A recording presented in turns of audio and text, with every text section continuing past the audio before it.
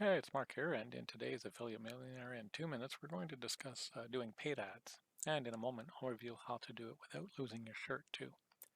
As you learned earlier, affiliate marketing is a numbers game, and you need to run the numbers to make sure you're going to be making money instead of losing money.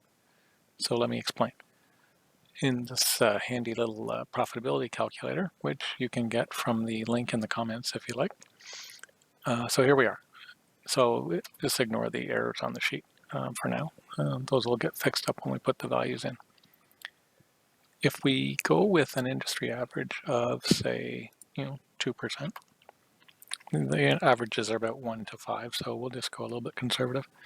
And if we go with, again, an industry average of, say, 25% for your lander, or sorry, the first 2% was for the sale conversion, so that's how often a vendor converts a visitor to a sale.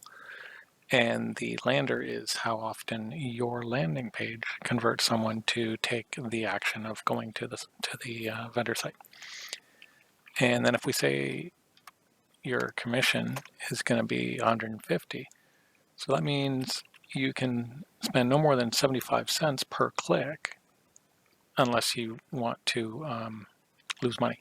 Now, sometimes it makes sense to lose money on the front end if you're building a list or something like that, but this is what you really have to be aware of when you're doing paid ads, because a lot of cost per click stuff is actually more than 75 cents, so you really have to look at the keywords you're targeting and the optimizing your ad and your landing page for relevance and things like that, which can help reduce the cost a bit. So that's kind of it, right? So you just need to be aware of those numbers, and if you don't do this first, I mean, you could really end up losing your shirt, right? Because if you don't know how much your maximum conversion cost is, then yeah, you're just going blind. So you don't want to do that.